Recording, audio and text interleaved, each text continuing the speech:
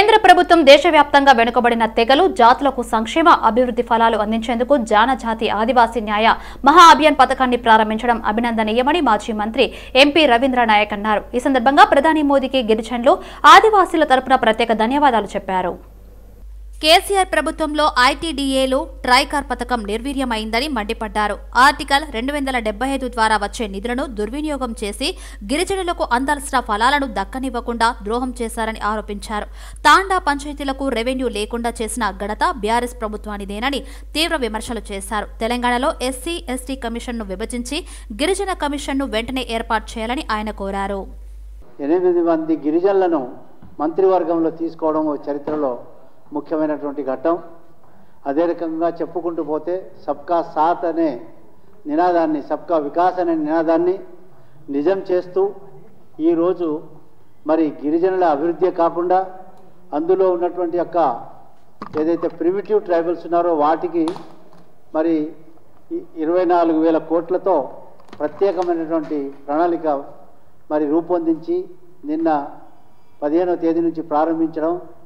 అదే రకంగా మరి దేశంలో మరి ఎన్నో సమస్యలు, జ్వలంత సమస్యలు మనం తెలుసు. మనకి జమ్మూ కాశ్మీర్ లాంటి సమస్య 370 ఆర్టికల్ కానివ్వండి, రామాలయ నిర్మాణం కానివ్వండి, అదే రకంగా త్రిపుల్ తలాక్ విషయంలో కానివ్వండి, అదే రకంగా మహిళా సాధికారిత, మహిళలకు 37% రిజర్వేషన్లు కానివ్వండి, కిసాన్ సన్మాన్ యోజన కానివ్వండి, అదే రకంగా ఎన్నో కార్యక్రమాలు, విశ్వకర్మ యోజన కానివ్వండి, ఇట్లా చెప్పుకుంటూ పోతే ఎన్నో కార్యక్రమాలు దేశంలో ఈరోజు ప్రారంభించి ప్రతి ఒక్క వరుసలో ఉన్నటువంటి చివరి వ్యక్తి వరకు ఈ యొక్క వికాస ఫలాలు, అభివృద్ధి ఫలాలు చెందాలనే ఒక కాన్సెప్ట్ ఏదైతే ఉందో ఆ కాన్సెప్ట్ మీదనే ఈరోజు కేంద్ర ప్రభుత్వం, భారతీయ జనతా పార్టీ ప్రభుత్వం నరేంద్ర మోడీ గారి నాయకత్వంలో బ్రహ్మాండంగా ముందుకు దూసుకెళ్తూ ఈరోజు ప్రపంచంలోనే మరి ప్రత్యేకమైనటువంటి యొక్క గుర్తింపు పొంది మన ప్రధానమంత్రి గారు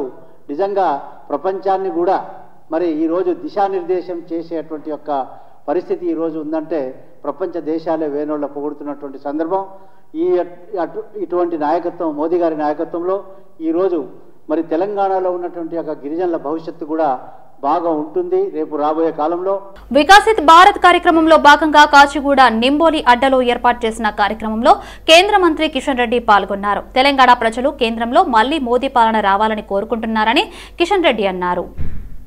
కేంద్ర ప్రభుత్వ పథకాలను ఇంటింటికి చేర్చే లక్ష్యంతో చేపట్టిన వికసిత్ భారత్ సంకల్ప యాత్రలో పాల్గొని విజయవంతం చేయాలని ఆయన పిలుపునిచ్చారు. తెలంగాణలో అత్యధిక ఎంపీ సీట్లు గెలిపించాలని పిలుపునిచ్చారు. ముఖ్యంగా బ్యాంకు రుణాలపై లబ్ధిదారులకు అవగాహన కల్పిస్తున్నామని తెలిపారు. ప్రధానమంత్రి భారతీయ జన ఔషధి కేంద్రం, Aadhaar updation centre, health camp, ప్రధానమంత్రి ఉజ్వల యోజన, అటల్ పెన్షన్ యోజన తదితర స్టాల్స్ కు పెద్ద ఎత్తున జనం తరలివచ్చారు. కార్యక్రమాలు దేశమంతా కూడా నిర్వహిస్తా ఉన్నాం. అందులో ఆధార్ కార్డు లేనటువంటి వాళ్ళెవరు,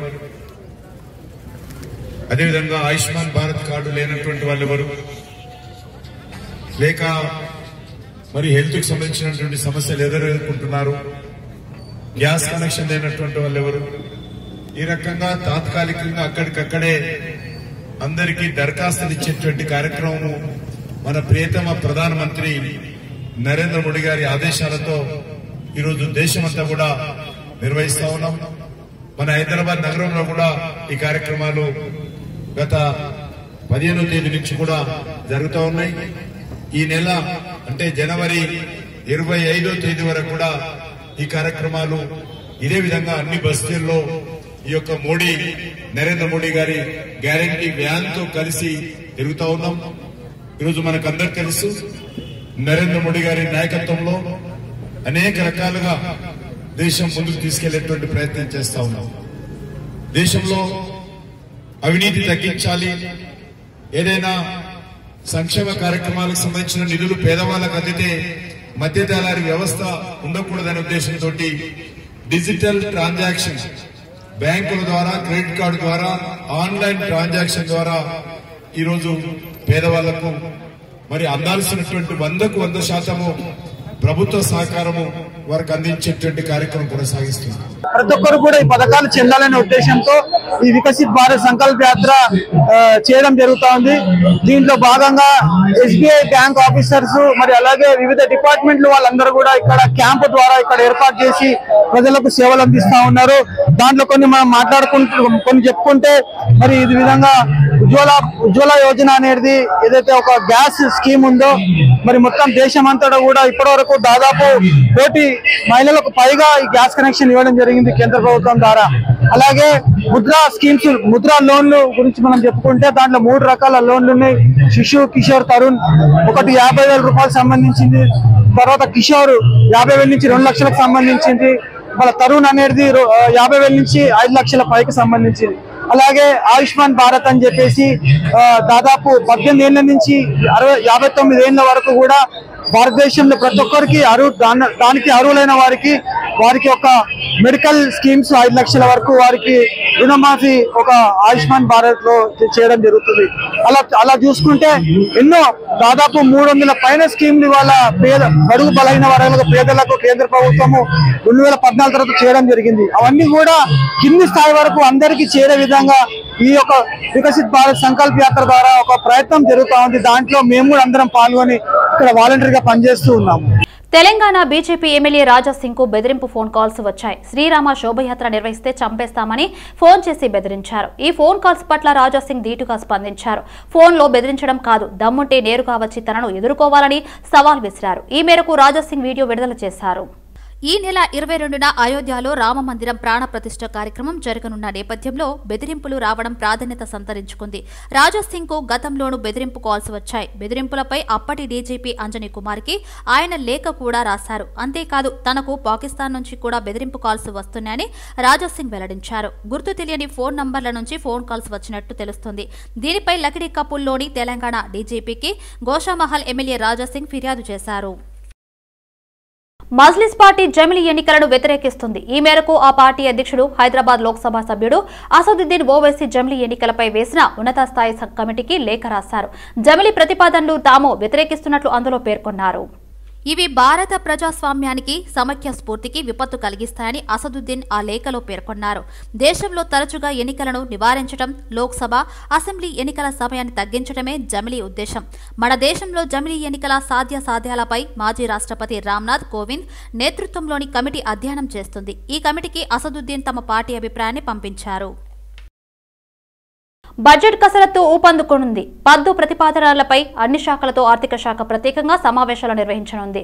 రేవంత్ సర్కార్ ప్రాధాన్యతలకు అనుగుణంగా గ్యారంటీలు, ఎన్నికల హామీల అమలుకు ప్రాధాన్యమివ్వనున్నారు.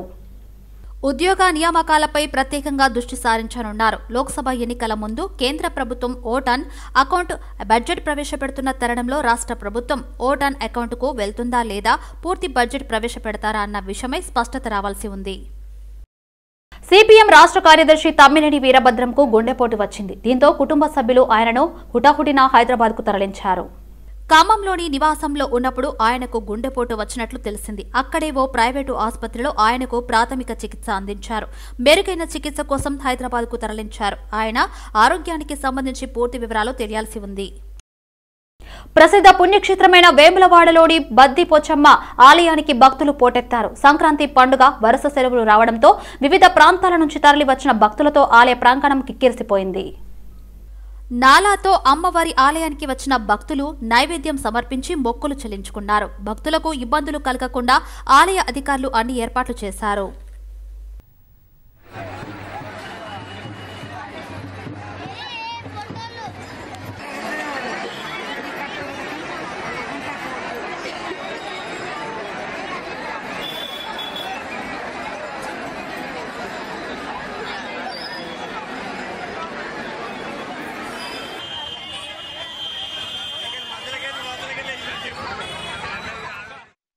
యాగత్పుర నియోజకవర్గ సంతోష్ నగర్ డివిజన్ లో వెంకటేశ్వర స్వామి దేవస్థానం గత నెల రోజుల నుండి నల్లతీగ శ్రీనివాసాచార్యులు ఆధ్వర్యంలో ధనుర్మాస ప్రత్రను అత్యంత భక్తి శ్రద్ధలతో నిర్వహించారు.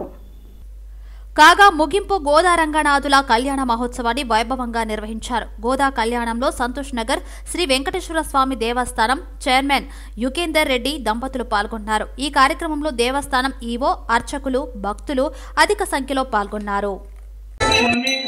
రంగని కళ్యాణం ఇది శ్రీ రంగని కళ్యాణం రంగని కళ్యాణం ఇది శ్రీ రంగని కళ్యాణం రంగరంగ వైభవంగా జరిగే రంగని కళ్యాణం కన్నవారికి కన్నుల పండుగ కస్తూరి కైతోర్ధముంద్రవిలయం కర్ణాటలోయే క్షణం ముగ్ధస్నేహ మనోహరానగరం యుక్తాగిరిజోజ్వలం పశ్చిమానస.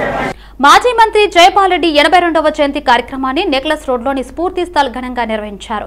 కేంద్ర మంత్రి కిషన్ రెడ్డి, రాష్ట్ర మంత్రి ఉత్తమ్ కుమార్ రెడ్డి, శాసన మండలి chairman Gutha Sukhender, MP R Krishnaiah, Huzurabad MLA Etela Rajender పాల్గొని నివాళులర్పించారు. జైపాల్ రెడ్డి విశిష్టమైన వ్యక్తిత్వంతో విలువలతో కూడుకున్న మహానాయకుడని కేంద్ర మంత్రి కిషన్ రెడ్డి పేర్కొన్నారు. ఉత్తమ పార్లమెంటేరియన్ అవార్డు పొంది నేటి తరానికి ఆయన స్ఫూర్తిదాయకమన్నారు. కొంతమంది రాజకీయ నాయకులు వారి విలువలను ఆదర్శంగా తీసుకోవాలన్నారు. కేంద్ర మంత్రిగా జైపాల్ రెడ్డి రాష్ట్రానికి అనేక అభివృద్ధి కార్యక్రమాలను చేపట్టారని మంత్రి ఉత్తమ్ కుమార్ రెడ్డి కొనియాడారు. బీసీల అభివృద్ధికి కృషి చేశారని ఎంపీ ఆర్ కృష్ణయ్య తెలిపారు. వారు తెలుగులో మాట్లాడినా ఇంగ్లీష్లో మాట్లాడినా చాలా అద్భుతంగా అందరినీ ఆకట్టుకునే విధంగా మరి ఒక మంచి భాషతో వారు మాట్లాడేవారు. ఈరోజు రాజకీయాలంటే పతనమవుతా ఉన్నాయి. జైపాల్ రెడ్డి గారు ఎంత కఠినంగా మాట్లాడినా భాషలో మాత్రము ఏ రోజు కూడా మరి స్థాయి తగ్గించి భాష ఉపయోగించలేదు. చాలా కర్కశంగా మాట్లాడేటువంటి వాళ్ళు, చాలా గట్టిగా మాట్లాడేటువంటి వాళ్ళు, కఠినంగా విమర్శించేటువంటి వాళ్ళు. కానీ ఈరోజు రాజకీయాలలో స్థాయి దిగజార్చి మరి ఏ రకంగా ప్రజలు మరి ఆకట్టుకునేటువంటి పదాలు కాకుండా మరి అన్పార్లమెంటరీ లాంగ్వేజ్ ఉపయోగిస్తూ రాజకీయాలలో ఈరోజు రాజకీయాలంటే ప్రజలు అసహించుకునే విధంగా ఈరోజు వ్యవహరిస్తున్నారు కొంతమంది రాజకీయ నాయకులు. 1978లో ఎక్కువ హాస్టల్ పెట్టాలి, అందరికి స్కాలర్షిప్ ఇవ్వాలి, మంచి ఎడ్యుకేషన్ ఇవ్వాలి ఎస్సీ ఎస్టీ బీసీలకు అని 2000 మందితో అసెంబ్లీ మీద దాడి చేసి తుప్పు వాళ్ళు కొట్టాం. అప్పుడు అందరూ ప్రతిపక్షాలు అందరూ విమర్శించారు, ఏంటిది ఇట్లా దౌర్జన్యము. కానీ జైపాల్ రెడ్డి గారు మాత్రం పిలిచి మాకు సన్మానం చేశాడు. ఎందుకంటే అంతకుముందు పిల్లలు బాగా పోరాటం చేస్తే ప్రభుత్వం దిగాలేదు. తెల్లారే ముఖ్యమంత్రి చెన్నారెడ్డి పిలిపించి 500 రాష్ట్రాల్లో మంజూరు చేశారు. అటువంటి సందర్భంలో అసెంబ్లీలో ఉన్నప్పుడు ఎవ్వరు కూడా గౌతలచరణ నుండి కూడా సపోర్ట్ చేయలేదు. కానీ జైపాల్ రెడ్డి గారు మంచి పోరాటం చేశారని చెప్పి సన్మానం చేశారు. ఇది కాకుండా నాలాంటి లక్షలాది మందికి, కోట్లాది మందికి వారి ఆకస్మిక మరణం ఈరోజు కూడా నమ్మశక్యంగా లేదు. ఎంతో బాధ మిగిలిపోయింది. వారు ఈ రాష్ట్రానికి, యావత్ తెలుగు జాతికి ఒక ఆదర్శ నాయకుడు. వారు ఎమ్మెల్యేగా, ఎంపీగా, రాజ్యసభ ఎంపీగా, కేంద్ర మంత్రిగా, కాంగ్రెస్ పార్టీకి కేంద్ర స్థాయిలో చీఫ్ స్పోక్స్ పర్సన్గా అనేక పదవుల్లో ఈ ప్రాంతానికి, దేశానికి ఎంతో సేవ చేశారు. అటు ప్రధానమంత్రి గారిని కల్పించి మరి సమస్యలను సాల్వ్ చేసే విధంగా మరి సహకరించినటువంటి వ్యక్తి. ఇటు రాష్ట్రంలో కూడా ముఖ్యమంత్రి గారికి చెప్పి, లేదు కృష్ణయ్య గారు చేసే ప్రతి పోరాటము పేద ప్రజల వర్గాన, విద్యార్థుల వర్గాన ఉంటాడు కాబట్టి అతని సమస్యలను సాల్వ్ చేయాలి అని చెప్పి ఇటు రాష్ట్ర ప్రభుత్వానికి కూడా, మంత్రివర్యులకు కూడా చెప్పి మరి చేయించినటువంటి గొప్ప మహా వ్యక్తి. మరి అలాంటి వ్యక్తి నిజంగా కూడా ఈరోజు కోల్పోయినందుకు మరి చాలా చింతించాల్సిన విషయం. మరి అలాంటి వ్యక్తి మన ఆంధ్రప్రదేశ్లో అంటే తెలంగాణలో పుట్టినందుకు కూడా గర్వించాల్సిన విషయం. ఎందుకంటే సమర్థమైనటువంటి నాయకత్వాన్ని ప్రోత్సహించినటువంటి నాయకుడు జైపాల్ రెడ్డి గారు. సంగారెడ్డి జిల్లా పటంచెరు నియోజకవర్గం పరిధిలోని అమీన్పూర్లో హెచ్ కంపెనీ యాజమాని Hanuman health and educational society Annam Praveen Kumar ఆధ్వర్యంలో అన్నం కోర్స్ ను ప్రారంభించారు. తమ నాన్న కోరిక మేరకు పేదలకు సహాయం చేసేందుకే అన్నం కార్డులను అందజేస్తున్నామని హెచ్ కంపెనీ యాజమాని అన్నం ప్రవీణ్ కుమార్ తెలిపారు.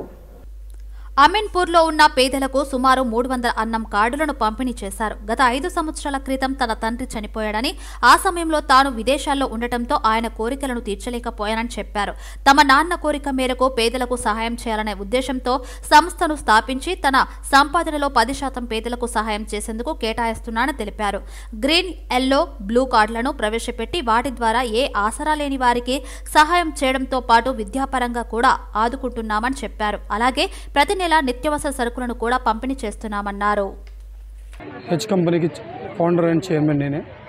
హనుమాన్ హెల్త్ ఎడ్యుకేషన్ సొసైటీ అనేసి ట్రస్ట్ పెట్టి పబ్లిక్కి సేవ చేయాలనే ఉద్దేశంతో నేను ఈ ట్రస్ట్ మొదలుపెట్టిన 5 సంవత్సరాల క్రితం. అప్పటి నుంచి నేను అనేది రైస్ కార్డ్ అనేది ఇచ్చాను పబ్లిక్లోకి. కారణం ఏంటంటే మా డాడీ చనిపోవడం వల్ల తనను ఆ టైంలో నేను టేక్ కేర్ చేసుకోలేకపోయినందుకు కనీసం పబ్లిక్కి ఏదైనా సేవ చేయాలనే ఉద్దేశంతో నా తరఫు నుంచి నాకు వచ్చిన ₹1 ఆమ్దానిలో దాంట్లో ఒక 10 పైసలు తీసి నేను పబ్లిక్కి ఇవ్వడం జరుగుతున్నది. కాబట్టి ఇంతకుముందు మేము రైస్ కార్డ్ అని ఇచ్చిన దాంట్లో ఈరోజు కొత్తగా లాంచ్ అన్నం కార్డ్ అని పెట్టాం. ఎందుకంటే 10 మందికి మా డాడీ అన్నం పెడుతున్నప్పుడు అన్నం అని కార్డు పెట్టడం రైట్ అనుకొని అన్నం కార్డ్ అని పెట్టాం. కాబట్టి ఇది 3 రకాలుగా మేము విభజించాము. ఒకటి గ్రీన్ కార్డ్ అని, ఒకటి ఎల్లో అని, ఒకటి బ్లూ అని. ఈ 3 కార్డులకు 3 రకాల ఫెసిలిటీస్ పెట్టి పబ్లిక్లోకి పంపించాం. ఆర్థికంగా వాళ్ళకి వెనుకబడ్డ అందరికీ ముందుకు తీసుకురావాలనే ఉద్దేశంతో ఈ 3 కార్డులు మేము రిలీజ్ చేసాం. అన్నీ ఉన్నా కొన్ని పరిస్థితుల్లో కొన్ని సహకరించే వాళ్ళకు. కాబట్టి ఎవరికైతే లేవు అనుకున్నామో మా శక్తి సాయంతో వాళ్ళు సాయం చేద్దామని చెప్పని, అది పెళ్ళికైనా సరే, వాళ్ళ ఇంట్లో జరిగినా సరే, ఆర్థికంగా వాళ్ళకి బాగలేదు, పిల్లలు చదువుకోలేకపోతున్నా సరే వాళ్ళకి సాయం చేస్తాము. కాలేజ్కి పోలేకపోతున్నా అని చెప్పంటే 70% అని ఫ్రీగా ఇప్పించి 30% మేము పేమెంట్ చేసి కాలేజ్లో జాయిన్ చేయడం జరుగుతున్నది. ఇవన్నీ ఫెసిలిటీస్ అనేది మేము వాళ్ళకు ప్రొవైడ్ చేయడం జరిగింది. ఏదో విద్య లేకుండా ఆగకూడదనే ఉద్దేశంతో మా నాయన సహకారంతో మాకు కూడా చదివించాడు. కాబట్టి ఆ ఉద్దేశంతో నేను ఇది విద్య గురించి ఆలోచించాను. అందుకే మా దాంట్లో హనుమాన్ హెల్త్ ఎడ్యుకేషన్ సొసైటీ అని పేరు పెట్టాం. కారణం ఏంటంటే ఎడ్యుకేషన్ పరంగా జనాలకు ఉండాలి అని, ఆరోగ్యం పరంగా బాగుండాలని, సొసైటీలో ఏ ప్రాబ్లం ఉండకుండా ఉండాలనే ఉద్దేశంతోనే కొన్ని ప్రాబ్లమ్స్ టేక్ కేర్ చేసుకొని సాల్వ్ చేయడం జరుగుతుంది. తెలుగు సంప్రదాయాలు, ఆప్యాయత అనురాగాలను ఆవిష్కరించే పండుగ సంక్రాంతి. 3 రోజుల పండుగలో చివరి వేడుక కనుమ. తమకు వెన్నుదన్నుగా నిలిచే పాడి పశువులకు రైతులు కృతజ్ఞతలు తెలుపుతారు. పశువుల్ని అందంగా అలంకరించి పూజిస్తారు. కనుమ రోజు మినుము తినాలనే ఆచారం ప్రకారం గారెలు, ఆవడలు వంటి పిండి వంటలు తయారు చేస్తారు. ఇంటి ముందు రథం ముగ్గులు వేసి ఊరి పొలిమేరకు అనుసంధానం చేస్తారు. కొన్ని ప్రాంతాల్లో ప్రబల తీర్థం ఉత్సవంతో సంక్రాంతి సంబరాలు ముగుస్తాయి.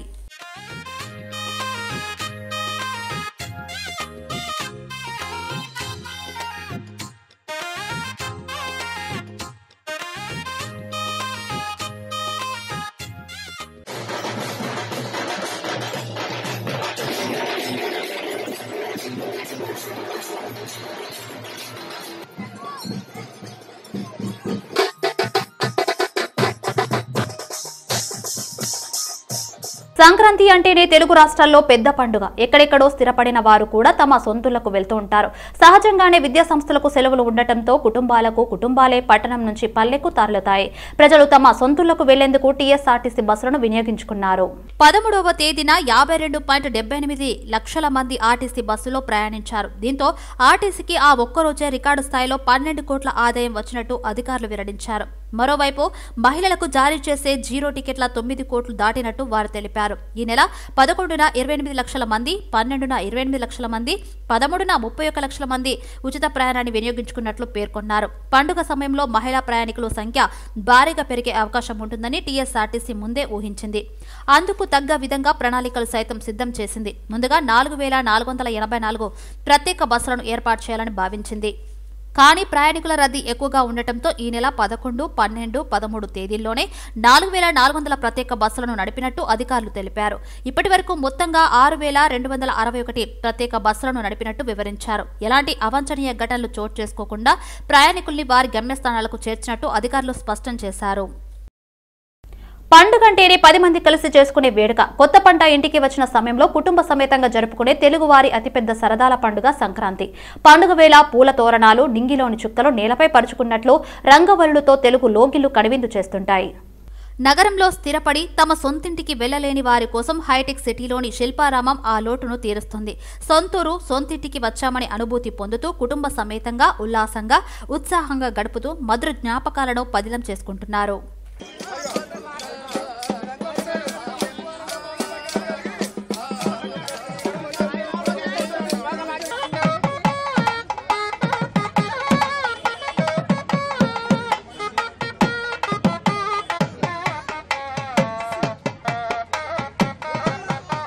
శ్రీపాద ఎల్లంపల్లి ప్రాజెక్టు నిర్మాణం పూర్తయిన ముంపు బాధితులకు పరిహారం జాడలేదు. అధికారుల చుట్టూ తిరిగి అలసిపోయిన నిర్వాసితులు బతికుండగా పరిహారానికి నోచుకుంటామో లేదోనని ఆవేదన వ్యక్తం చేస్తున్నారు.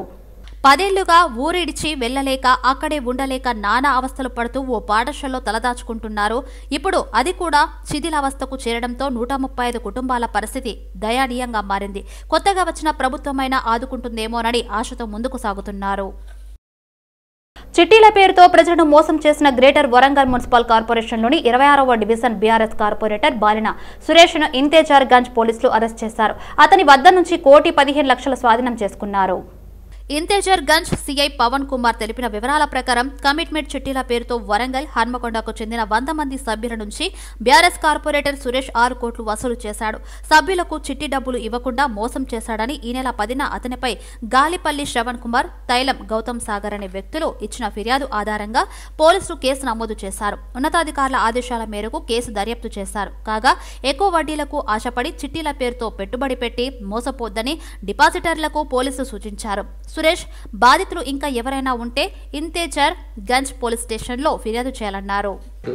మనీ ట్రాన్స్లేషన్ దాని యాక్టివ్ ఒకటి కేసు రిజిస్టర్ చేయడం జరిగింది. అదేవిధంగా అతనికి ఇల్లు రాసిచ్చి వేరే వాళ్ళకు కూడా ఇల్లు రాసిచ్చి మమ్మల్ని మోసం చేసిండు, ఇల్లును అప్లై అయిపోలేదని దాని మీద ఒకటి కూడా 2 కేసులు నమోదు చేయడం జరిగింది ఇప్పటి వరకు. అబిడ్స్ ఫెర్నాండెజ్ ఆసుపత్రిలో డాక్టర్స్ నిర్లక్ష్యంతో చిన్నారి మృతి చెందిందని బంధువులు ఆరోపించారు.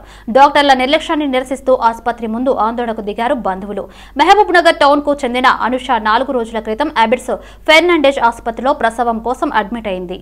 3 రోజుల క్రితం బాబుకు జన్మనిచ్చింది తల్లి అనుష. పుట్టినప్పుడు ఆరోగ్యంగా ఉన్నాడని చెప్పిన డాక్టర్లు ఇప్పుడు చనిపోయాడని ఎలా అంటున్నారని బంధువులు ఆగ్రహం వ్యక్తం చేశారు. ఎక్కువ డోసులో మందు ఇవ్వడం వల్లే బాబు మృతి చెందినట్లు బంధువులు ఆరోపిస్తున్నారు. తమ పొరపాటు వల్ల చనిపోయాడని డాక్టర్లు ఒప్పుకున్నట్లు బంధువులు చెబుతున్నారు. దీంతో ఆసుపత్రి ముందు ఆందోళనకు దిగారు బంధువులు.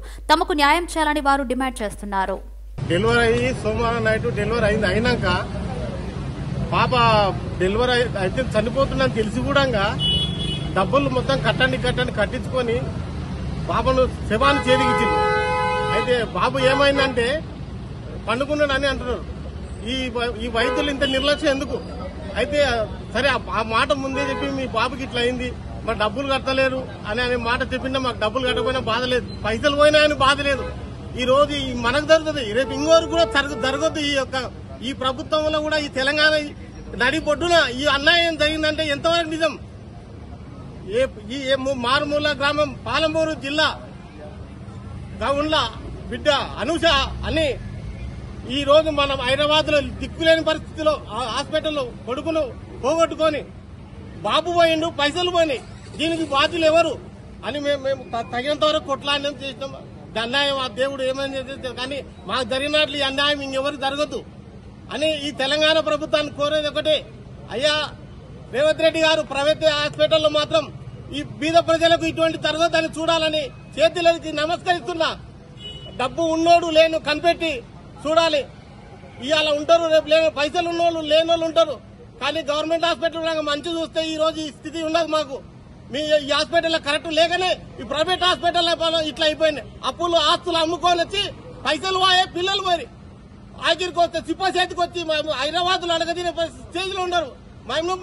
పాలమూరు ప్రజలు మొత్తం హైదరాబాద్ లో ఏ అడ్డ చూసినా ఎక్కడ చూసినా ఏ మూల చూసినా వాళ్ళే. కానీ హాస్పిటల్